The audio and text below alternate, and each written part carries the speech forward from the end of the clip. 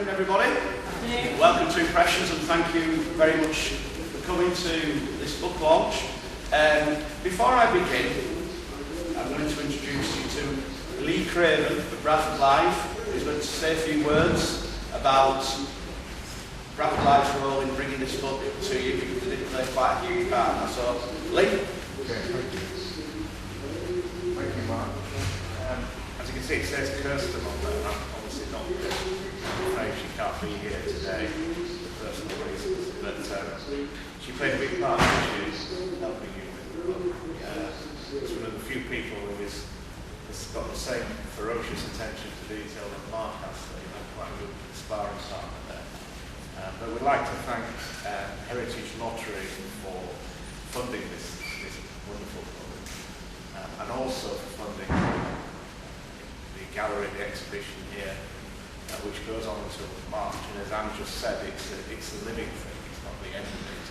We're asking for more and more people to put the memories on the board. But Heritage Lottery have always argued that heritage is a lot more than just a physical building, it's about people's memories and what the building meant to them. So why that memory wall there is important. And Heritage also funded Heritage Lottery also funded the series of podcasts. Mark made 12 podcasts, there's a selection of them just over there. But again, together the book, the podcast and this exhibition form a wonderful, I think, heritage recollection of this great building. I'll just give a bit of history. It's not about me today, it's about Mark. I'll just give a bit of history because Mark wrote an article I think 2008 for the Cinema Theatre Association Picture House. Yeah, it was quite a long article and a very detailed one. And it was given. The magazine was given to me by John Tempest, who was a colleague of our campaign to save the building. And I read that and I kept rereading and rereading. That's where my interest in the building started from. And I understood recently, only told me recently, that was a curtain for the book, wasn't it? Mm-hmm. You started doing research for that and it led on to everything else of the book. So I read that, and that's really where my interest in this building started from. And then, that was 2008, I think about 2011, I presented sort of the first ideas along with some visuals to Mark and his fellow board members. These are what ideas we have for the audio. And that was the first time I met Mark. After I'd done this with his presentation, I went up to Mark and said, what did you think? There was a bit of reservation there. I felt like he was a father and I just asked his daughter out. So it's sort of a case of, okay, but just watch it. He's very protective of the building, as you can imagine. But anyway, we've gone really well, didn't we? And Mark's a wonderful source. If I needed anything, I could just ring up Mark and just send me photographs, drawings, everything. And this book, and at the end of all this wonderful book, and it's not just a book about the history of this building, it's really a history of the whole our own social life from the beginning of the talking movies right until the end of the 70 years. And it's not just about Bradford's social life, it's about the whole UK social life, how ordinary people entertain themselves. So it's a wonderful book. It's a testament to Mark's work as a historian and his love for this building. We should give him a round of applause.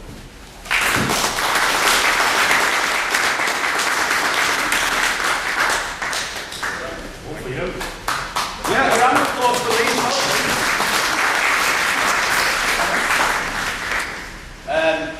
I won't talk too much about the work of Bradford Live today. There is actually an opportunity for the public to come and hear that for themselves. I believe that's next Thursday, Lee? Yeah. Yes, it's next Thursday. Kirsten should be there. There's a sign. Yeah, 12:30 next Thursday. Bradford Live will be here to give a talk about their work inside the building. But I don't want to give any spoilers away, but it's very, very exciting. I go in once a week to document all the works that are going on, and although people might be thinking, oh, why isn't it ready now? But trust me, there's a lot of work going on behind that rap. You know, it's very exciting. But anyway, to continue with today's book launch, so before I get into the background story for the book, which Lee has already touched upon, I just want to say a few thank yous of my own. Firstly to Lee and Bradford Live for securing the funding of this book. I'd also like to thank the National Lottery Heritage Fund, because they have paid for it. They've not only paid for the printing, they've paid for the typesetting, the editing, and the whole thing. You know, they have basically delivered what I'd always dreamed about. That is the book I'd always dreamed of giving to people, so thank you to them. Also thank you to Anne and the Impressions Gallery for stocking the book, and I'll explain why that is in a little while you can't, you can't go into Waterstones, what have you, to buy it. There's a reason for that. I'd also like to thank a couple of gentlemen who can't be here today. One of them is actually Norman Littlewood, who was chairman of the Bradford Building Rescue Group. Norman's still with us, he's still doing okay, but sadly he is currently residing in a rest home at the moment. He's 94 years old, and let's just say the time and age and experience is starting to take a bit of a toll on him and his health. So sadly he can't be here today, but I want to thank Norman not just for kickstarting the campaign which saved this building, because Norman ignited a small spark that became a massive flame. Today isn't about the campaign, today is about celebrating history. Of course Norman played a massive part in that. But it was also Norman that inspired the title of the book, because whenever we were on television or on the radio or in the newspapers, Norman never referred to it as the New Vic, the Gaumont or the Odeon. He always called it the People's Palace, because it meant so much to people. It was a place that people went to escape and to be entertained. And I know the People's Palace is, I think that's a brand name for another theatre group. But nonetheless, I think it's a very, very fitting, a very appropriate title for the book. So thank you, Norman, for giving me the title. I'd also like to thank a gentleman called Derek Lister, who again can't be with us today. He doesn't live in Bradford anymore.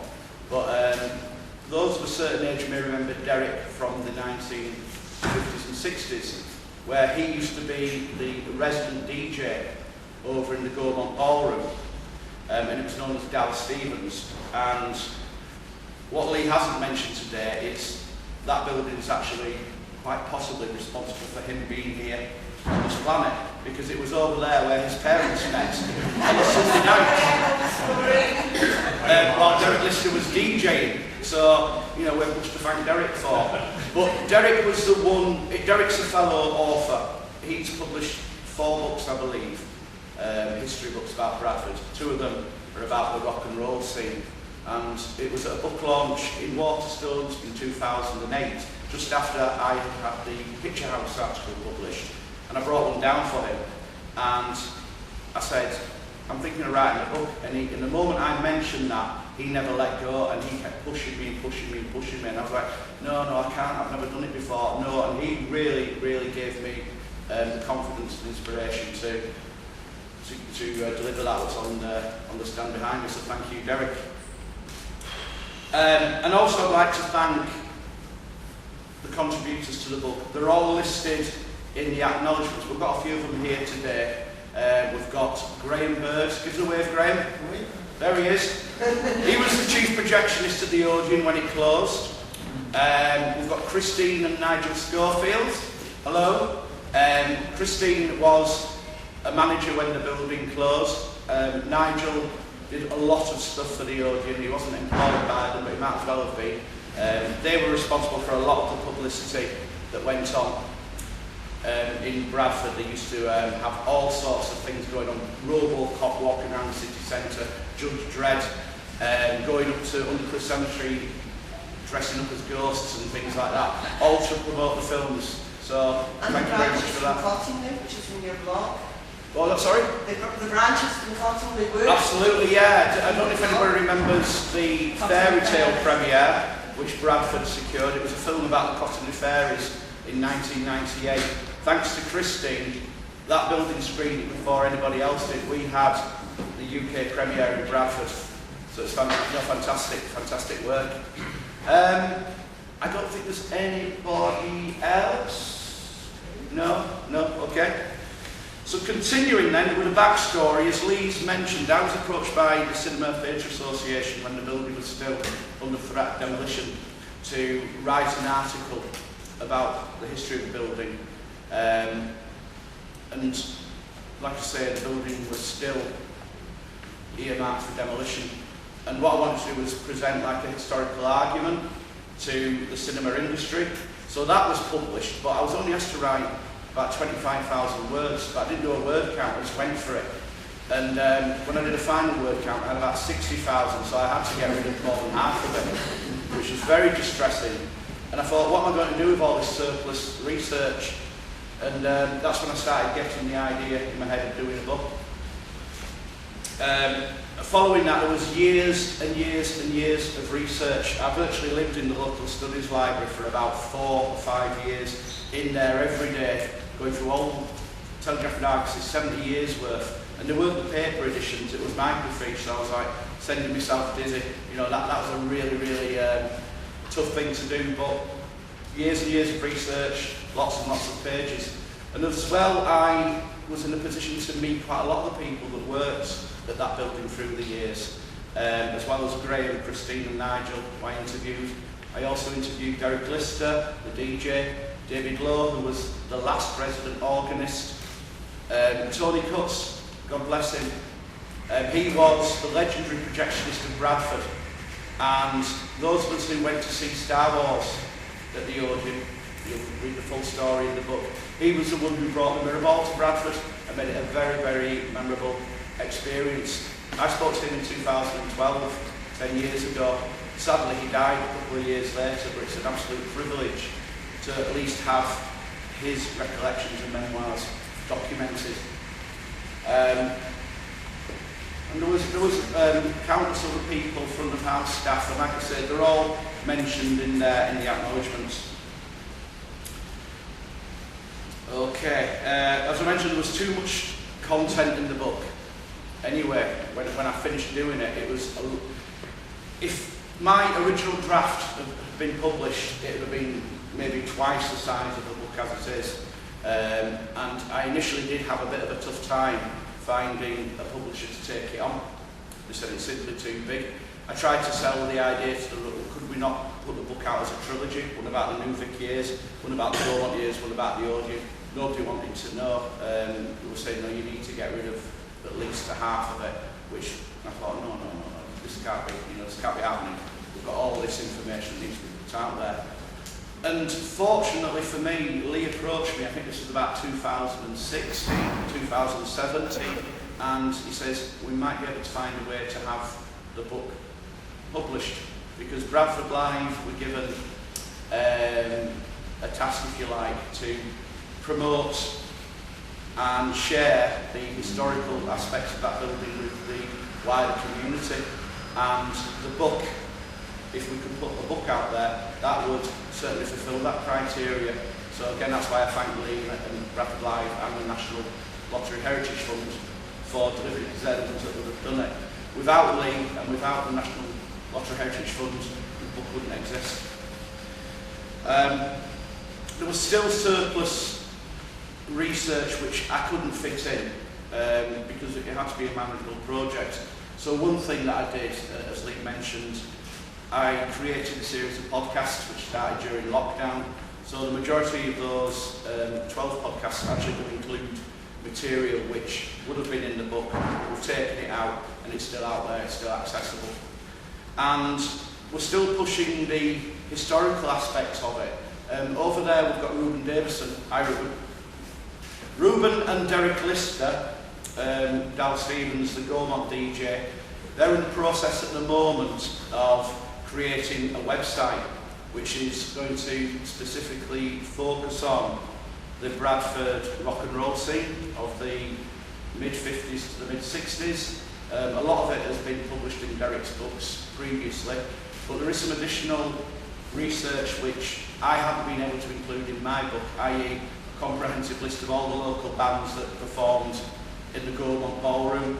So in time, that will be made available for everybody to access and resource, so keep an eye out for that.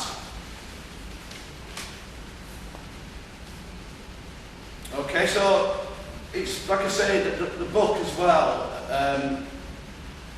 If you spoke to people about the Odeon building maybe 10 years ago and says, what happened at the Odeon, they'll tell you the Beatles played there. And I saw Star Wars there, there was a mirror ball, and I saw lots of films. And that would be basically it, that would be the long and short of it. But there was much more to the building than that. And with all the research that I did, I managed to uncover a lot of details which had just been lost to time. From the small things like, the New Victoria actually had its own cricket club that used to play games all around the West Yorkshire area. There was a little thing like the Odeon cat, Susie, which nobody seems to know about. There were a cat that lived in the Odeon, and this was in the 70s. And if there was a good film on the screen, you knew it was a good film because Susie would go up to the apron stage in front of the screen and she'd be on there watching the film. But if the film was rubbish, Susie would dart off. And Peter Holdsworth, who was the showbiz writer for the Telegraph and Argus, actually watched the cat rather than the film. So there's lots of little things like that which nobody's aware of, which are in there. But for me, the biggest thing that impressed me was how that building served the Bradford public, home and abroad, during the war years. Gilbert Ridley, who was the manager of the New Victoria, put on a lot of charity fundraisers for the Navy, etc.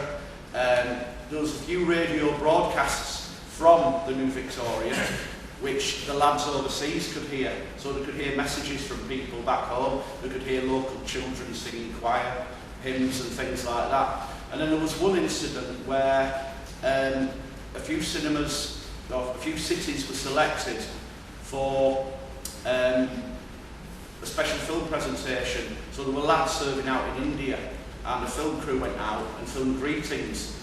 And then Mr. Riddler, the manager, invited their families to come to the New Victoria, and so they were all sat there watching the screen, and they were able to see husbands, brothers, sons that they hadn't seen for years because they'd been abroad.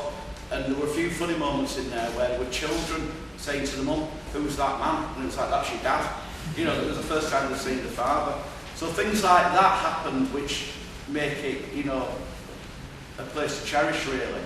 And the book is absolutely crammed with things like that. All the rock and roll concerts are all in there documented, even a few which have slipped by unnoticed on the Bradford Timeline website. I managed to uncover a few extra ones. All the great music stars of the 50s and 60s sang at the Gaumont, with the possible exception of Elvis Presley.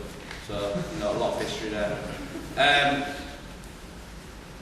And the book as well, we sent an early draft, Bradford Live, and I sent an early draft of that to Channel 5. I don't know if you remember, about 5 years ago, Michael Portillo came up to Bradford and he filmed a TV programme in there. The production team were looking at a number of sites around the UK to whittle down to a short list of 6 for possible TV projects. And it was an honour for us to give them the draft of the book because they snatched our hands off basically, and they created a fantastic TV show. So I'm going to close by talking about the sale of the book and why we're doing it in the way that we are. National Lottery Heritage Fund have paid for it, as I say, and they're not wanting that money back. Now, I never ever started writing this book with the intention of making any money from it. Like I say at the start, it was to put the story of the cinema forward, initially to present a historical case for keeping it. And through the years, it seems to have moved from a historical case for keeping it to a possible obituary, but now, thank God, it's a glorious record of a glorious past. So like I say, it's never been about money for me, it's always been about presenting the story. And as far as personal rewards go, I've had so many experiences like today, how many people in their lives get to launch their own book in front of people? I could go on for an hour about all the things I've experienced, and they've all been fantastic. So it's not about that, but the thing is, the book is, we can't just give the book away. We have to do something with it. So we've made the decision to give all of the proceeds of the book sale to the Cinderella Club in Bradford. The Cinderella Club has been going since 1890, Terry, yeah? So it's been going a long, long while. And if you get the book and you read it, you will notice that the Cinderella Club pops up as a name all the way through, from the 1930s through to the 1990s. There was such a close association where that cinema was used to raise money for the Cinderella Club, which in turn continues to improve the lives of underprivileged children. So it's an absolute honour and it's a privilege for us to facilitate that building and continue that tradition. So what I'd like to do, because I think I've waffled on enough at the moment, I'd like to introduce you to Terry Pearson, who's the chairman of the Bradford Cinderella Club, and allow him to at least give you some insight into what your sale proceeds will do for the children of Bradford. Terry?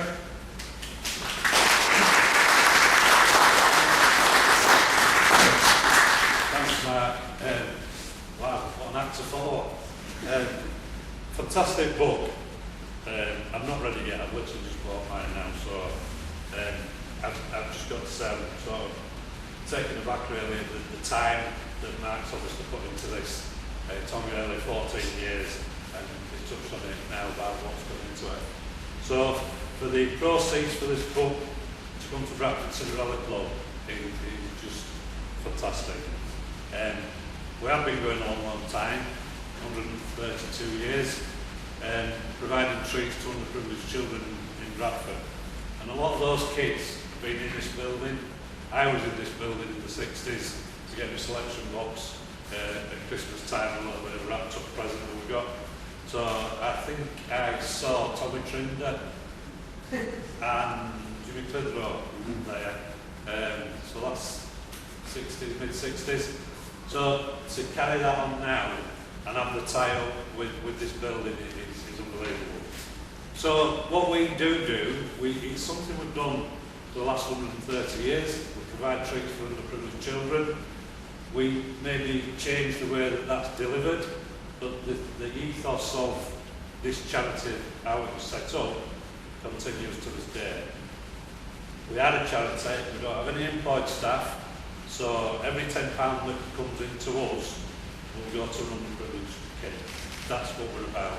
A little bit of overheads, we do have some insurances to pay, but we're confident that 99% of the funding that we get, donations that people make, go to kids. It goes out in various ways. It goes out through the year. It might be a school trip, it might be a trip to McDonald's, it might be a pair of shoes. We get some real shock horror stories, what kids are living in today, and it's a sad indictment of the times we're living that this is still happening. But as long as it is happening, then as a charity, hopefully we'll survive long enough to do what we can for these kids. This time of year, Rachel, our treasurer, we run a shoebox campaign. So we do 1,000 shoe boxes that are filled with essentials that go out to kids that literally maybe don't even get a present at Christmas. So they'll get a shoe box, and I just correlated earlier this morning, I was thinking about today, it costs us about £10 to do a shoe box. So each book, literally, we'll make a shoe box up, and as I say, we do 1,000 of those each year. So I'm blown away with the book. That's fantastic, the work that's gone into that. Sincere thanks on behalf of the underprivileged children of Bradford. Everything will go to them. Brilliant, absolutely well done. You're more than welcome. Thank you.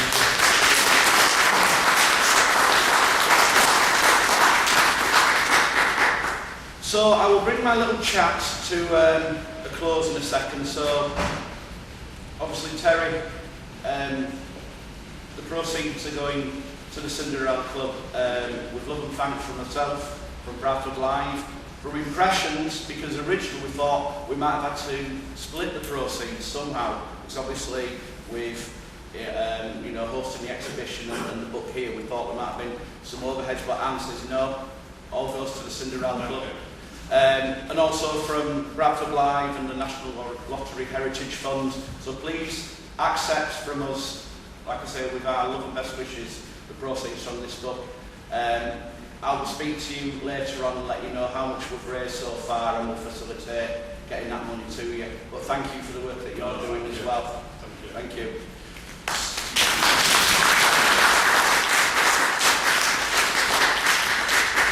So that is it from me. Thank you very much for coming. The book is available just from here at the moment. We can't sell it in Waterstones because of the way it's been funded.